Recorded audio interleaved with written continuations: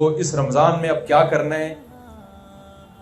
पहली बात, एक डायरी लेके ना जो भी हमारी ज़िंदगी में गुनाह है वो तमाम गुनाहों की एक फहरिस्त बनाए। भाई मैं ये भी गलत करता हूँ, मैं ये भी गलत करता हूँ, मैं ये भी गलत करता हूँ। मिसाल के तौर पर किसी को नशे की आदत पड़ गई है, भाई मैं ये गलत करता हूँ, ये नशा है, तो मैंने इस रमज़ान में इस नशे को छोड़ना है। मैं शराब पीता हूँ, ये गलत है, मैंने रमज़ान में इस नशे को छोड़ना है। और मैं तो मशवरा देता हूँ सिगरेट भी छोड़ दो, हराम नहीं है लेकिन कोई हलाल तैयब भी नहीं है। जब एक चीज़ का, जो सिगरेट पीने वाले हैं ना, ये पता है क्या कहते हैं? कहते हैं हमें सिगरेट पी के सुकून मिलता है।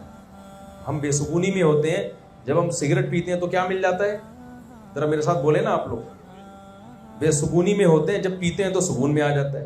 भाई वो बेसुकूनी में होते ही इसलिए हो कि पीते हो।